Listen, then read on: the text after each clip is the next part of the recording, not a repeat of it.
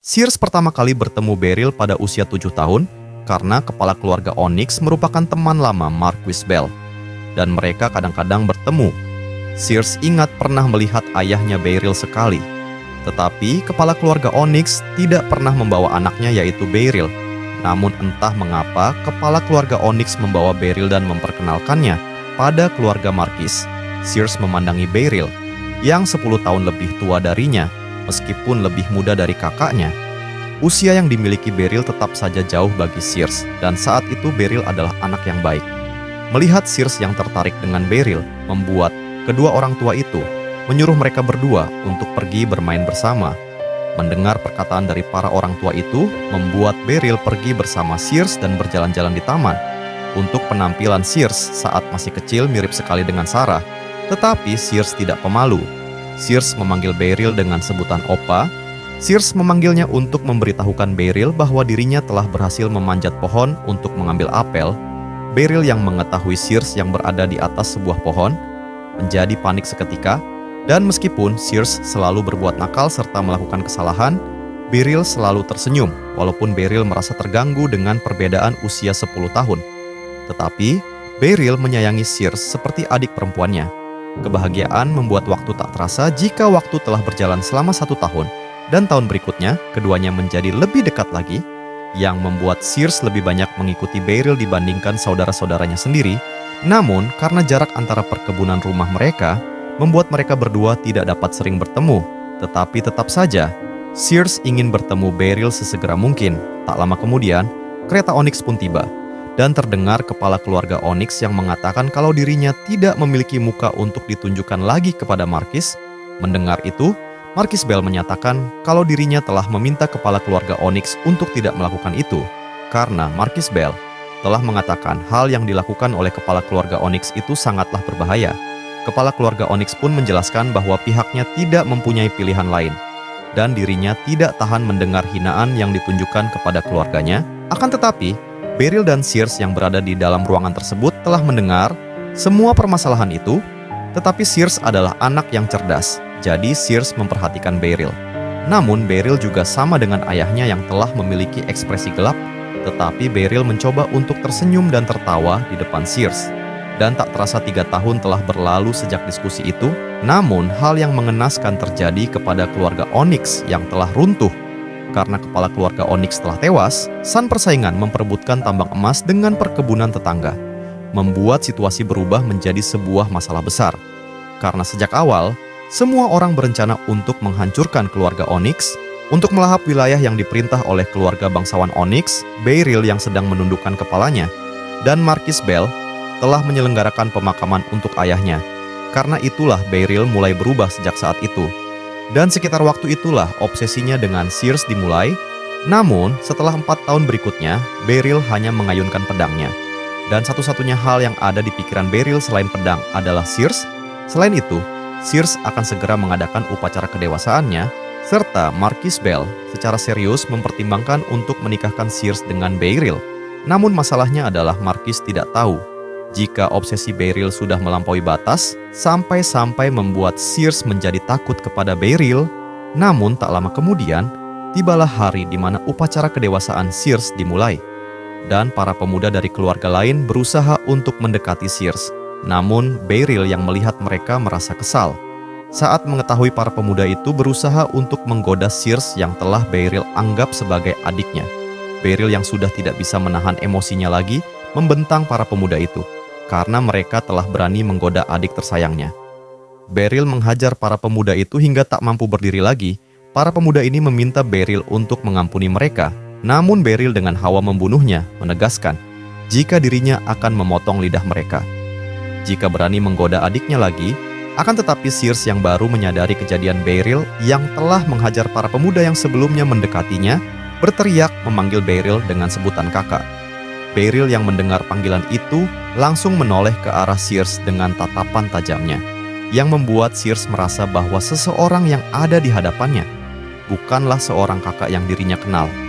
Namun setelah pesta kedewasaan Sears yang berujung tragedi itu usai, datanglah Argeno yang baru saja dinobatkan sebagai kepala keluarga Welton yang mengunjungi Upton. Argeno menegaskan jika dirinya akan mengikuti jejak ayahnya. Marquis Bell merasa amat senang setelah mengetahui pemuda yang mengunjungi rumah adalah seseorang yang dijuluki si jenius pedang. Dan pada saat itu, Argeno melakukan beberapa percakapan dengan Marquis. Keduanya tidak pernah berbicara satu sama lain. Tetapi mereka akhirnya menyadari bahwa mereka ditakdirkan untuk satu sama lain. Sampai-sampai Marquis harus mengabari Sears secara terpisah untuk berbicara dengan Argeno. Setelah Sears dan Argeno mengobrol cukup lama, membuat Sears mengetahui kehebatan Argeno di bidang berpedang, yang berakhir membuat Sears memuji Argeno dengan senyuman, yang dapat membuat Argeno menghantamkan kepalanya sendiri ke meja. Karena Argeno tidak dapat menahan wajahnya yang tersipu saat melihat senyuman Sears. Namun, setelah perbincangan Sears dan Argeno selesai, datanglah Beryl yang memanggil Sears dan Beryl meminta Sears untuk berbicara dengannya. Namun Sears menanyakan kenapa Beryl yang telah dianggap sebagai kakaknya sendiri malah melakukan ini. Karena perilaku radikal Beryl membuat Sears merasa kebingungan sekaligus membuat Sears merasa takut.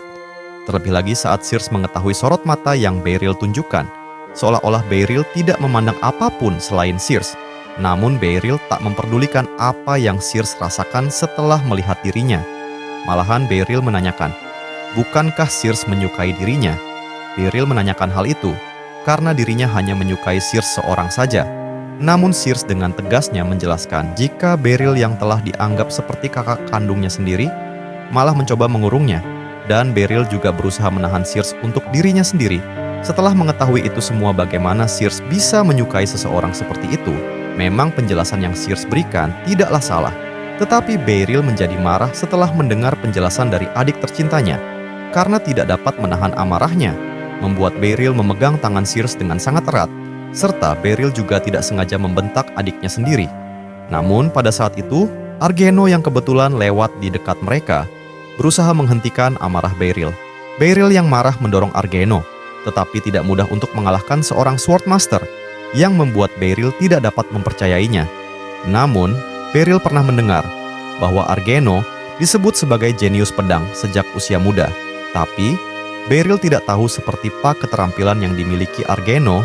Namun, Argeno menolak untuk menyingkir dari tempat ini. Berakhir membuat Beryl bertambah marah. Sedangkan Sears yang melihat itu, semua tidak berani menghentikan mereka berdua. Akan tetapi Beryl mengerang dan menantang anggota Dewan Welton yaitu Argeno untuk berduel dengannya. Argeno yang mendengar permintaan duel tersebut membuatnya sedikit terkejut. Namun Argeno tanpa pikir panjang langsung menerima tantangan duel dari Beryl. Sears yang tampak terkejut mendengar tantangan duel itu, berusaha mencoba untuk menghentikannya, tetapi Argeno meyakinkan Sears bahwa semuanya akan baik-baik saja. Tapi di sisi lain saat mendengar itu, Beryl berubah menjadi seperti monster karena amarahnya yang telah memuncak. Pada hari duel tiba, di mana hari saat itu sedang hujan, namun Beryl telah terkapar di tanah, yang disebabkan oleh serangan telak dari Argeno. Namun pada saat itu jugalah Beryl menghilang dari Upton. Tetapi Marquis Bell tahu kemana Beryl pergi. Namun Marquis Bell tidak memberitahukan ke putrinya. Dan 2 tahun telah berlalu sejak saat itu, Argeno telah resmi menjadi Swordmaster sepenuhnya dan menikahi Sears. Serta pada saat yang sama, berita menyebar tentang Beryl yang telah menjadi Swordmaster sepenuhnya juga dan telah berhasil membalaskan dendam atas 3 keluarga yang memusnahkan keluarga yang dimiliki Beryl. Akan tetapi hanya berita buruk yang datang setelah itu. Dan ini adalah pertama kalinya ibu dan paman Beryl bertemu kembali setelah kejadian itu semua, serta Sears menyelesaikan ceritakan masa lalunya sampai di sini, dan kemudian Sears tersenyum serta menepuk kepala Jamie. Karena Sears menanyakan Jamie yang pasti penasaran tentang hal itu. Makanya Jamie memberanikan dirinya untuk bertanya kepada Sears. Namun Jamie yang mendengar perkataan ibunya hanya tersenyum alih-alih menjawab. Akan tetapi tidak seperti senyumnya, Jamie benar-benar sangat terkejut. Karena telah mengetahui hubungan yang dimiliki Beryl dengan ibunya begitu rumit, serta Jamie juga berpikir sebab itulah mengapa Beryl memasang ekspresi pahit di wajahnya saat menatap ibunya. Dan kalau dipikir-pikir kembali, sekarang ekspresi itu sepertinya ekspresi seorang pendosa yang mencari penebusan dosa. Tapi Jamie tidak benar-benar yakin tentang hal yang telah dirinya pikirkan. Selain itu, Jamie sebenarnya tidak menyangka ibunya akan menceritakan hal itu kepadanya secara rinci. Sebelumnya, Jamie mengira Sears akan mempersingkat ceritanya karena dirinya di sini masih sangat muda untuk mengetahui masa lalu dari kedua orang tuanya. Tetapi Sears menceritakan semuanya tanpa kebohongan sedikit pun. Namun, Jamie juga tidak mengira bahwa Beryl yang dapat mengalahkannya pernah tidak berdaya saat berhadapan dengan ayahnya dulu. Mengetahui itu, Jamie merasa ayahnya sangat keren dan hebat. Di sisi lain, Jamie juga merasa kasihan pada Beryl karena tidak ada kesempatan menang dan mendapatkan ibunya. Di masa lalu, semua terjadi karena karma, hasil dari perlakuannya terhadap ibunya. Pada suatu hari, rombongan sang uskup tiba. Sears, Jamie, Sarah, dan ibunya keluar dari kediaman Markis menuju taman untuk menyambut mereka. Di sana, Sears memanggil uskup dengan nama Sephira. Sang uskup menoleh dengan ekspresi gembira, senang melihat wajah yang telah lama tidak ia jumpai. Namun, Sears terkejut saat Sephira menyapanya dengan panggilan Nona Sears si tomboy. Sears memprotes sebutan itu karena merasa malu di hadapan Sarah dan Jamie. Hal ini semakin memalukan ketika Sephira bercanda, menawarkan panggilan Nona kecil yang manja. Markis yang menyaksikan hanya tersenyum. Sementara itu, Jamie dan Sarah memperkenalkan diri mereka kepada Sephira. Sang uskup tersenyum, tidak percaya bahwa Sears kini memiliki dua anak, mengingat terakhir kali mereka bertemu, Sears masih belum menikah. Tak lama, Sabel muncul, memberitahu bahwa ruangan rapat telah siap, memaksa Sephira untuk meninggalkan Sears meski masih ingin berbincang. Setelah Sephira pergi, Jamie menatap ibunya dengan ekspresi serius. Sears bertanya, apakah ada yang ingin Jamie tanyakan? Tanpa ragu, Jamie menanyakan tentang hutan Mirinai. Pertanyaan itu membuat Sears terkejut dan panik. Ia segera bertanya bagaimana Jamie mengetahui nama itu. Dengan nada tinggi, Sears mendesak apakah Jamie diam-diam keluar rumah. Jamie, terkejut oleh reaksi ibunya, menjelaskan bahwa Sabel memberitahunya tentang bahaya hutan tersebut. Meski begitu, Sears tetap waspada, memperingatkan Jamie agar tidak nekat pergi ke tempat itu. Ia menegaskan bahwa tidak peduli seberapa berbakat Jamie sebagai penyihir, ia tetaplah seorang anak yang rentan bahaya. Sears kemudian memeluk Jamie, lalu menunjuk ke sebuah kawasan penuh pepohonan. Jamie mengikuti arah yang ditunjukkan, dan Sears menjelaskan bahwa itu adalah hutan Mirinai.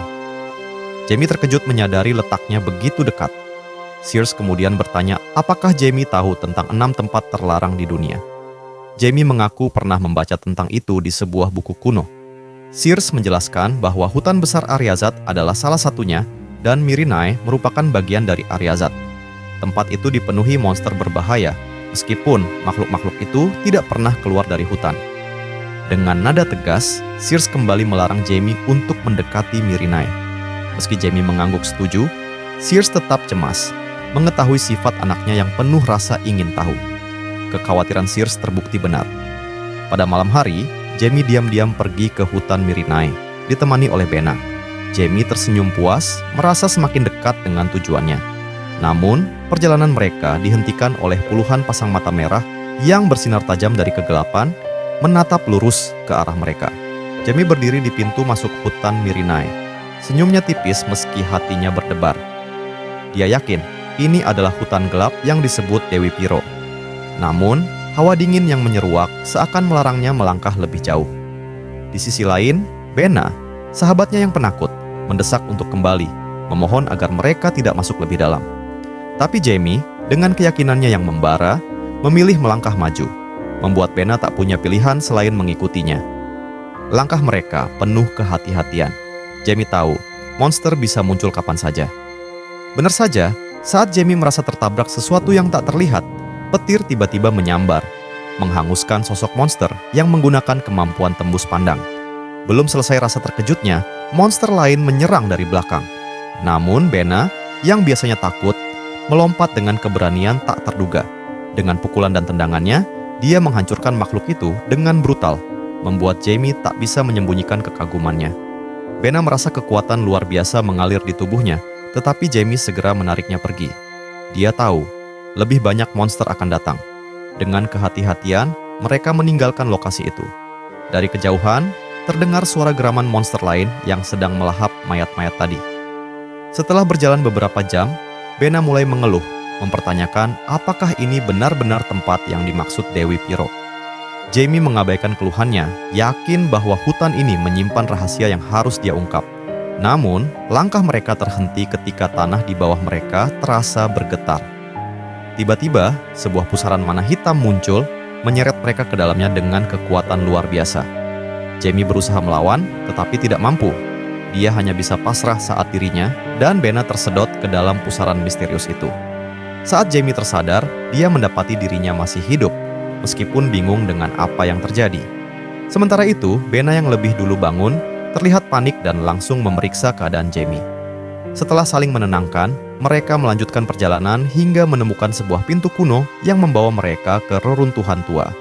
Jamie menggunakan sihirnya untuk menerangi ruangan gelap gulita, membuat Benna terpesona melihat keindahan dan keajaiban yang tersimpan di dalamnya. Namun, Jamie tertegun saat menemukan sebuah pesan kuno. Pesan itu tak lain adalah tulisan tangannya sendiri dari masa lalu. Kebingungannya bercampur dengan rasa ingin tahu yang mendalam.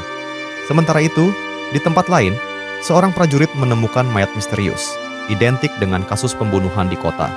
Dia segera memerintahkan rekannya untuk memanggil Sable. Sementara rekannya pergi untuk memanggil Sable, prajurit yang tertinggal di lokasi mulai merasa ada sesuatu yang aneh. Mayat yang baru saja ditemukan tampak sudah mati sekitar 4 hingga 5 jam. Namun ini adalah jalur patroli rutin prajurit. Mengapa tidak ada laporan apapun sebelumnya? Kecurigaannya semakin mendalam, tetapi sebelum sempat berpikir lebih jauh, sesuatu yang tajam menusuk jantungnya. Dari kegelapan, seorang pria berjubah hitam muncul, senyum sadis menghiasi wajahnya. Dia adalah sosok yang sebelumnya terlihat tertawa di depan sebuah telur aneh. Dengan santai, pria itu menyaksikan prajurit tak berdaya jatuh, menikmati setiap detik dari pembunuhan itu. Namun, ekspresi puasnya berubah menjadi pucat saat merasakan aura tajam dari arah lain. Seseorang sedang menarik sebuah pedang putih. Pria berjubah hitam itu berbalik, dan di sana berdiri Sable. Wajahnya dihiasi senyuman dingin yang penuh ancaman. Aura kemarahan bercampur kepercayaan diri menyelimuti Sable. Tanpa memberi kesempatan, Sable bergerak secepat angin, menebas udara ke arah pria berjubah hitam itu. Pria itu mencoba berbasa-basi, berharap bisa menenangkan situasi. Namun, dia gagal menyadari bahwa Sable sudah berada di belakangnya, menancapkan pedang putih itu ke tubuhnya. Pria berjubah itu jatuh dengan luka yang serius, tetapi Sable tertawa. Tubuh yang sudah terkontaminasi kekuatan iblis tidak akan mudah mati, bukan? Katanya dengan nada meremehkan. Mendengar itu, pria berjubah berteriak, melampiaskan amarahnya. Namun, sebelum sempat melakukan apapun, Sable menuntaskan segalanya dengan satu serangan terakhir. Tubuh pria itu hancur, meninggalkan kesunyian yang mencekam. Di tempat lain, Jamie terlihat sedang memulihkan diri. Namun, Benna tampak sangat pucat. Wajahnya dipenuhi rasa takut. Dia sempat berpikir mereka berdua akan mati, mengingat apa yang baru saja mereka lalui. Sebelum ini, Jamie dan Benna harus menghadapi prajurit raksasa berbaju zirah anti sihir, diikuti gerombolan War Scorpion yang tak ada habisnya. Meski kelelahan, mereka berhasil menemukan sebuah pintu raksasa dengan tulisan misterius di atasnya. Jamie membaca tulisan itu dengan hati-hati. Tak lama, pintu besar itu terbuka, menampakkan lorong gelap di baliknya. Dengan keberanian yang tersisa, mereka berdua melangkah masuk. Namun, langkah mereka terhenti begitu melihat bayangan besar yang mengintai di depan. Dari kegelapan, sesosok pelindung bertubuh besar muncul, menghadang mereka. Jamie dan Benna terkejut. Di depan mereka, seekor beruang raksasa berdiri dengan tubuh penuh bekas luka, matanya merah menyala seperti bara api. Aura membunuh dari makhluk itu membuat udara di sekitarnya terasa menekan. Jamie menggenggam senjata dengan erat, sementara Benna menahan napas, menyadari bahwa mereka harus bertarung lagi, meski tenaga mereka hampir habis.